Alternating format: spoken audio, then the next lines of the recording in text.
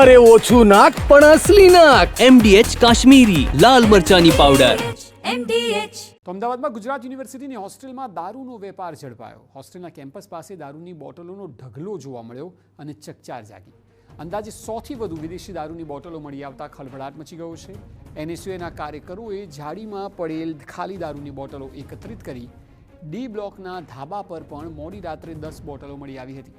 હોસ્ટેલમાં દારૂની મહેફિલ થતી હોવાના પણ આક્ષેપ સેવવામાં આવી રહ્યા છે. હોસ્ટેલમાં કેવી રીતે દારૂ આવ્યો તે અંગે પણ તપાસ અને સવાલ ચોક્કસ છે. અગાઉ પણ યુનિવર્સિટીના સફાઈ અભિયાનમાં દારૂની બોટલો મળી હતી. એક રીતે ખૂબ જ ચોંકાવનારા સમાચાર કહી શકાય, કારણ કે જે વિદ્યાર્થીઓ પાસેથી અપેક્ષા હોય કે તેઓ સારું ભણી ગણીને સારી નોકરી કરે, સારી જગ્યાએ સેટ થાય, તેની જગ્યાએ હોસ્ટેલમાં જ દારૂની મહેફિલો થાય છે. એક બે નહીં, 100 બોટલો. એટલે આ તો જાણે કે દારૂનો વેપાર થતો હોય તે પ્રકારની સ્થિતિ હોસ્ટેલ પરિસરમાં જોવા મળી રહી છે. આપ જુઓ, જે પ્રકારે એકત્ર કરાઈ છે NSUA દ્વારા આ તમામ બોટલોને, 100થી વધુ બોટલો જોવા મળતા ખળભળાટ મચી ગયો છે. એટલે ગુજરાતમાં વિદ્યાર્થીઓ પણ દારૂના રવાડે ચડી ગયા છે તેવી સ્થિતિ સર્જાઈ છે. ભણવાની ઉંમરે દારૂનું વ્યસન, અને એ પણ શિક્ષણના ધામમાં, એટલે કોઈ પણ રોકટોક વગર, તે ખરેખર ચોંકાવનારું છે.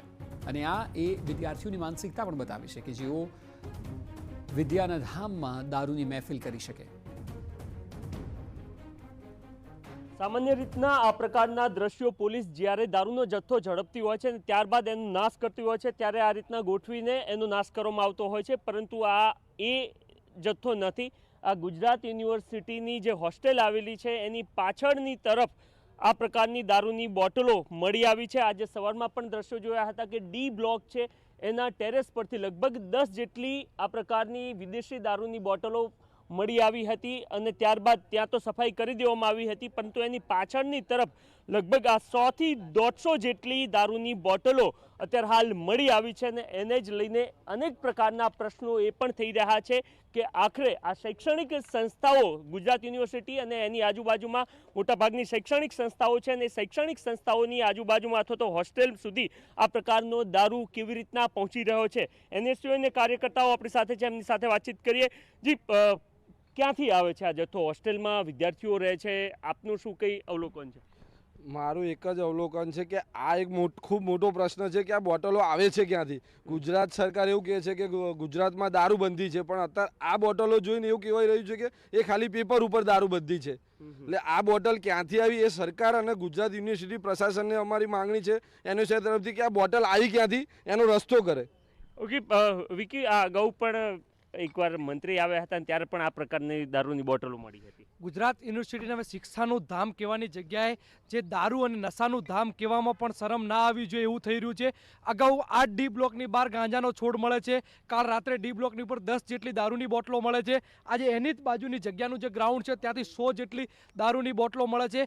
કેવા માત્ર ડ્રાય સ્ટેજ છે? ગુજરાત યુનિવર્સિટી શિક્ષાનું ધામ છે, બાજુમાં સ્પોર્ટ કોમ્પ્લેક્સ આવેલું છે. 22 લાખ રૂપિયા સફાઈના ટેન્ડર પાછળ આપવામાં આવે છે, કરોડો રૂપિયા સિક્યુરિટી પાછળ આપવામાં આવે છે, પણ કમિશન ખોરીના લીધે ક્યાંક ને ક્યાંક કુલપતિ અને રજિસ્ટ્રારનું જે કમિશન નક્કી કર્યું છે, કમિશનના લીધે આવા ઉપર એક્શન નથી થતી. ગુજરાત યુનિવર્સિટી એક નશાનું ધામ બન્યું છે, જ્યાં શિક્ષા આપવાની જગ્યાએ ત્યાં દારૂની બોટલોની ડિલિવરી થતું હોય તેવું દેખાઈ રહ્યું છે. આ દારૂની બોટલો જોઈને એમ લાગે છે કે અહીંયા રોજ પાર્ટીઓ થતી હશે. કયા બુટલેગર અહીંયા દારૂ આપી ગયા? ગુજરાતની અંદર અત્યારે જેમ કહેવાય છે કે અમે ડ્રગ્સ મુક્ત કેમ્પસ ચલાવીએ છીએ, હવે અમારે દારૂ મુક્ત કેમ્પસ પણ ચલાવવાની જરૂર પડશે એવું દેખાઈ રહ્યું છે. તો શિક્ષાના ધામમાં આ પ્રકારની પ્રવૃત્તિ ચાલી રહી છે અને આપ જોઈ રહ્યા છો કે કેટલા મોટા પ્રમાણમાં દારૂની બોટલો અહીંયા આપને જોવા મળી રહી છે. સૌથી મહત્વની વાત એ છે કે આ તમામ શૈક્ષણિક સંસ્થાઓ આજુબાજુમાં આવી છે. વિદ્યાર્થીઓ અહીંયા અભ્યાસ માટે પહોંચતા હોય છે, પરંતુ એ અભ્યાસ સાથે કયા પ્રકારની પ્રવૃત્તિ સાથે સંકળાયેલા હશે અથવા તો અહીંયા હોસ્ટેલમાં કયા પ્રકારે મહેફિલો જામતી હશે, એ તમામ પ્રશ્નો થતા અત્યારે હાલ જરૂરથી જોવા મળી રહ્યા છે.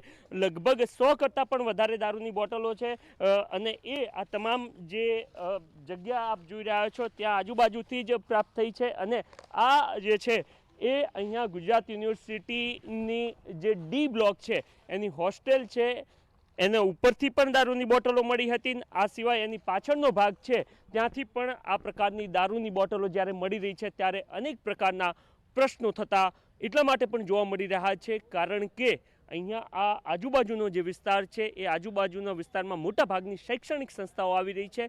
વિદ્યાર્થીઓ દૂર દરારથી અહીંયા અભ્યાસ માટે આવે છે અને એ અભ્યાસ માટે આવેલા વિદ્યાર્થીઓ કેવી રીતના નશાના વેપલામાં અથવા તો નશામાં ધકેલાતા જઈ રહ્યા છે એનું આ એક વરવું ઉદાહરણ પણ કહી શકાય.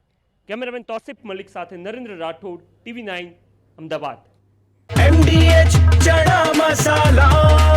હવે છોલા હોય કે ચોળા, સફેદ ચણા હોય કે કાળા ચણા, બધું મજેદાર બનશે.